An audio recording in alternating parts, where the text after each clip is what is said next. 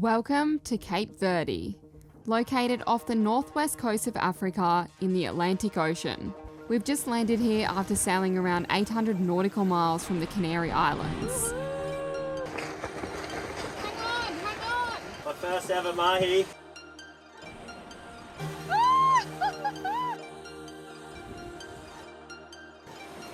Sleep deprivation is getting to me. Land ho! We plan to spend around 5 days here before sailing the final leg of the Atlantic crossing. But for now, on the agenda is a bit of recovering, socialising, exploring, and of course more preparing before we leave. Woo! We made it! I've got drinks downstairs. Oh, this is why we're mates with these guys. As soon as we arrived, we roughed it up to our buddies on QI for a little post-passage celebration. Making fish tacos for the first time ever. Both of us have no idea how to cook fish. Just winging it. What kind of fish is it though? Mahi! I reckon these fish tacos are going to be the bee's knees. The cats are going crazy, they can smell the fish. They're Yeah, like, they've already had enough of it, all the turfs. Everyone's trying to get in the bloody oven. There you go there, big fella. Amazing. How good is it? We've just done 6 days at sea. The easiest 6 days ever. Have a couple of beers. Getting ready to have some fish tacos. This is Liv and Barry. We've done 2 of the best passages possible, I think, with you guys. And they have been easier than any of the med sailing I think I've ever done. What's going on there? Would you agree with me? Yeah. Oh, look, we haven't done your med sailing, but we've done the med sailing as well. And hey, these 2 passages have been exceptionally easy. Yeah. Yeah. I hope the rest of it's like this. Yeah.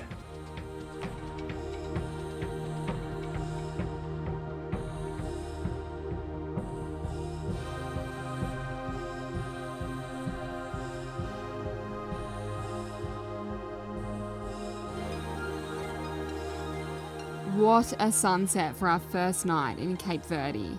The sky really put on a show for us. What felt like a welcome reward after our 800 nautical mile passage.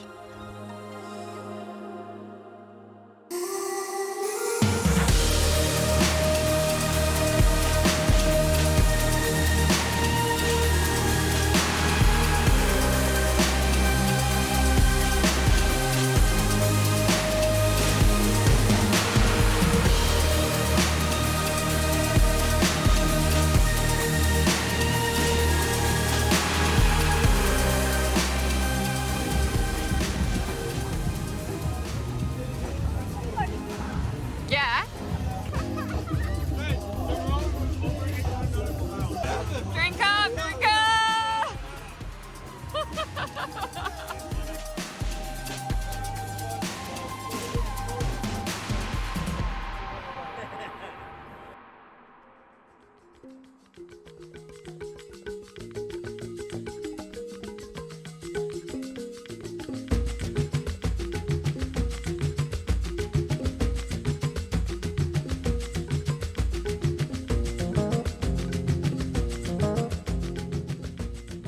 We are heading out tonight to check out the town.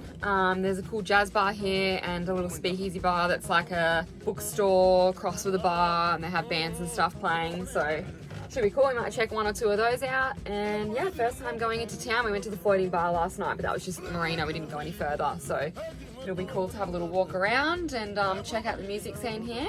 Jazz music and like drums and all sorts of things. So yeah, I'm excited. I'm just gonna get ready and then we're gonna head in. I can't steer us either. Just as we were about to leave, we noticed our tender floating away. But the water was a little gross, so Jade didn't want to jump in and I was all ready to go out. just get the rope or something. So we had to get a little creative. Bloody hell, Jason, it would have been easy for you to bloody jump in. We tried everything from reversing and turning while our boats were rafted together, letting out more chain, and in the end, lassoing the dinghy.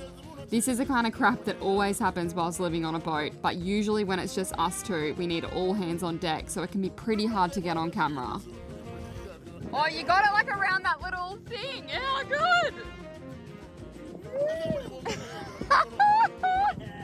Oh my god. Seriously? Everything not to go for a swim, eh? Jesus, what a mission! How's the show for like 2000?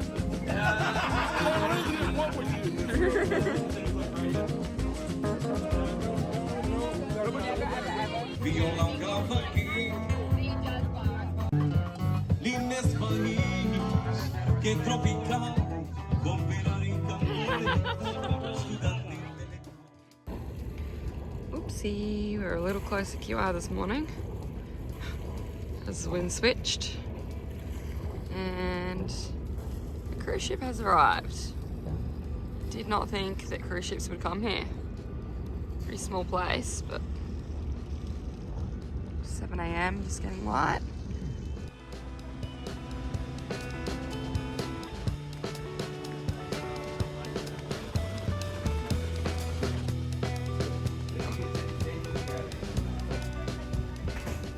Cool, colourful buildings, hey? Just in blue. Oh, look at that! Hey, it's a Turkish flag, isn't it? Oh. Oh, it's a Turkish restaurant. Really cool. So we've just done a little grocery stock up. We didn't really need too much. We've got a lot. We didn't get too much either. There wasn't a whole lot in there. And I think that was one of the better supermarkets. So yeah, we managed to get another box of cereal, some long life milk, although they didn't have full cream. Long life yogurt, that's the thing here. So I guess you just put it in the fridge when you want to use it for a little bit. They actually had some canned goods, which was good. So we got some canned beans, and I think that's pretty much about it. Packet of lollies. We're gonna go see if we can get our gas bottle filled. Supposedly the gas bottle exchange here is only €4. So yeah, so we're very cheap. gonna change our half-filled gas bottle, and then see if we can get the other one filled. That's not one that you can exchange because it's, what is it? It's propane. Propane. Yeah, they do. I'm pretty sure they do propane Yeah, cool. fills. Yeah, I think I wrote butane, propane, or something else. Yeah. Yeah, cool. Best.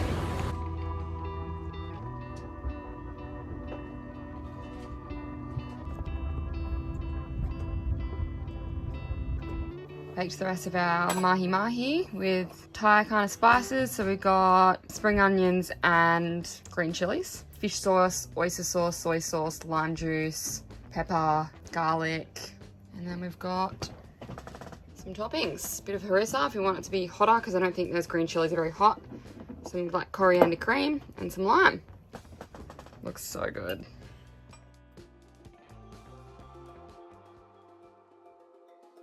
Today we're off to explore the island with a bunch of cruisers. We were pretty excited when we found out we got to sit in the back of a pickup truck. We're currently on the island of São Vicente, but Cape Verde is an archipelago consisting of 10 volcanic islands.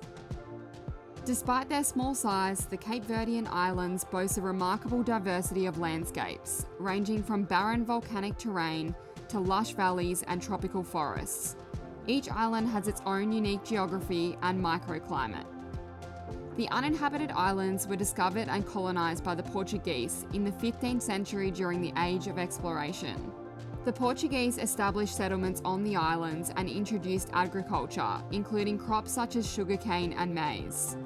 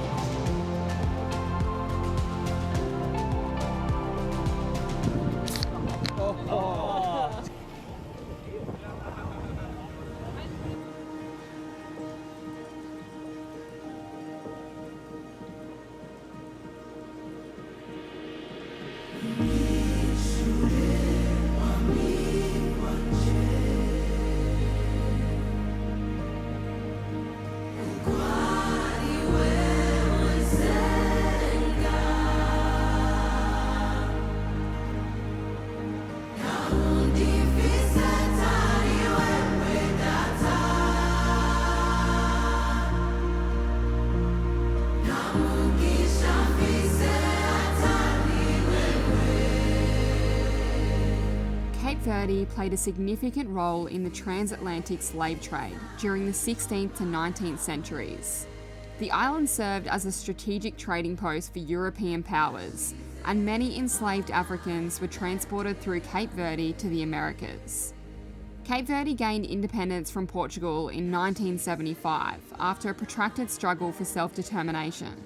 Since gaining independence, the country has made significant strides in economic development, education and healthcare, becoming one of Africa's success stories.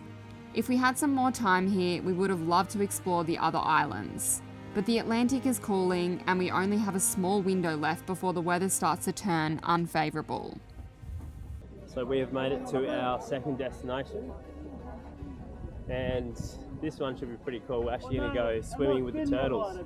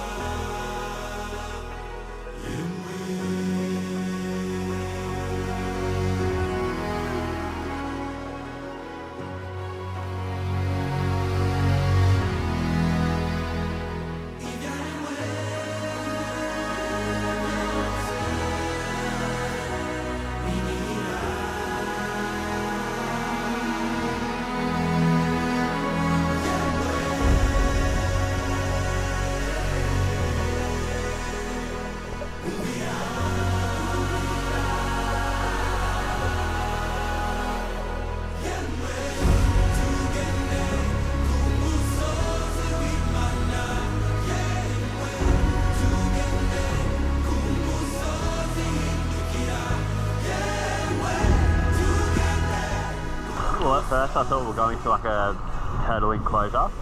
Yeah. But they must just see them here and they just keep coming to the same spot. Yeah. But it's really cool, like So cool.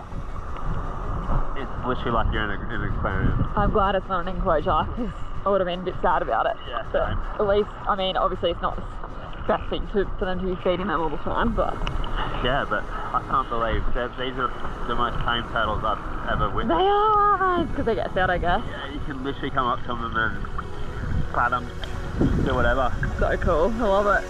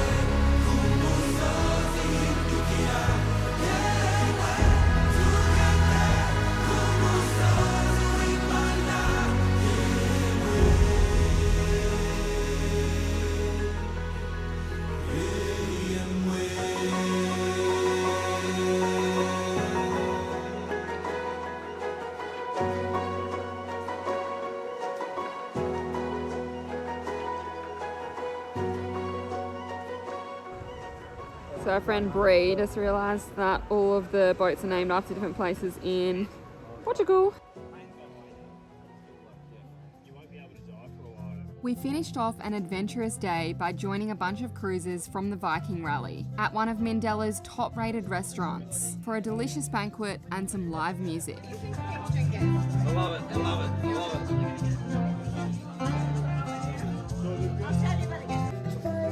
So I got a mad band just playing here, and they've just got Brent fanning himself. I'm hot, hot, hot, hot, hot, hot, hot, hot, hot. So this. Sorry man, I'll just get over here.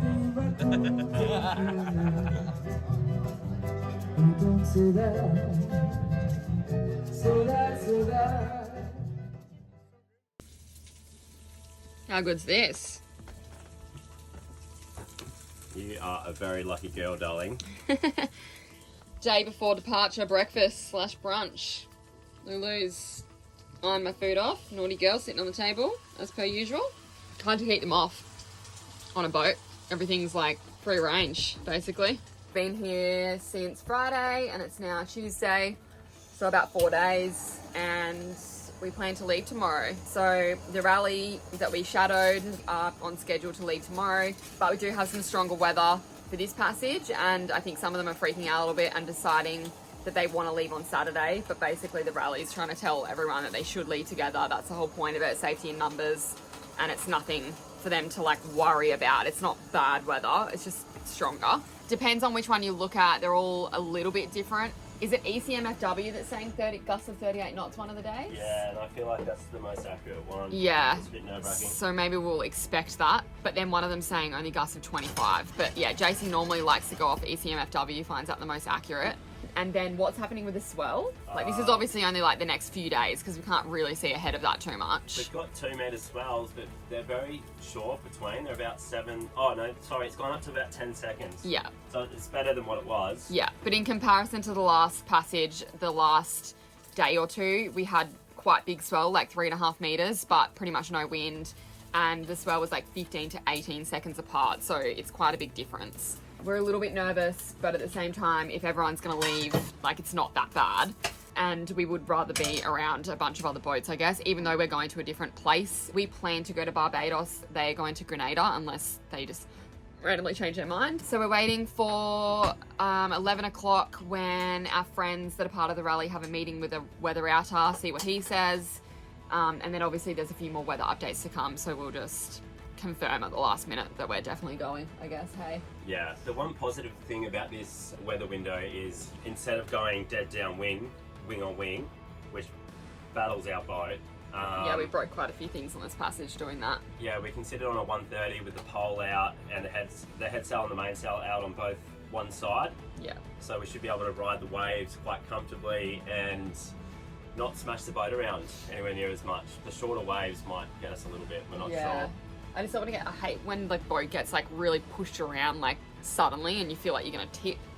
Like, I know we obviously would most likely be okay, but not comfortable, I guess. And we've got the cats and we want to make it as comfortable as possible, seeing as we're going right out in the middle of the ocean and we're going to be days away at that point by the time that stronger weather comes. I think we'll be like 3 days in, hey? Yeah.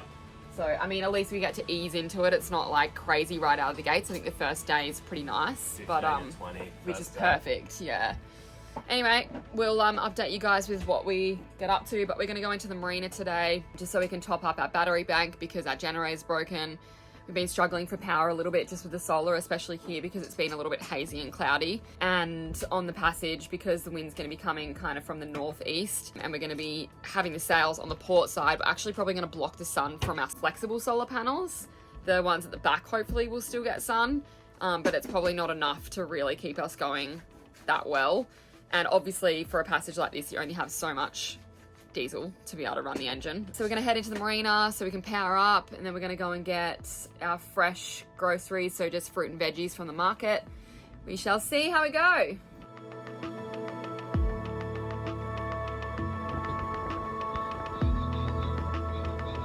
Alright, we are just waiting for the fuel dock. Busy as ever, as always. Every time we go to get fuel, but I guess it's just one of those places. A lot of people need to fill up before crossing the Atlantic, so lots of people going in. And then we'll take our place in the marina. How cool is that? Jason said that that looks like solar panels all along the side of the boat. How fancy. Well, they'll have lots of power on the way there.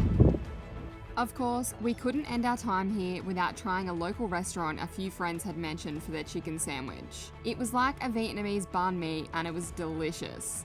The perfect pre-departure lunch, as we wouldn't be seeing another restaurant, or anything else for that matter, for a few weeks. Isn't that crazy to think about? Woo! We've untied the lines, we are nervous as hell. Done yourself, darling. We got no autopilot for the rest of the trip and we're only on day 2. We have a problem. Literally could not bring the boat to not roach. Things are taking a little bit of a turn for the worse. All our electronics failed, so no autopilot, no wind instruments. We've just dealt with squalls all day. And it's exploded off the track. We have a disaster here. She's bloody done it. She's hooked it on. She's an absolute weapon. Join us next week for the last leg of the Atlantic crossing. 2,000 nautical miles straight across the second biggest ocean in the world. It's going to be a wild ride.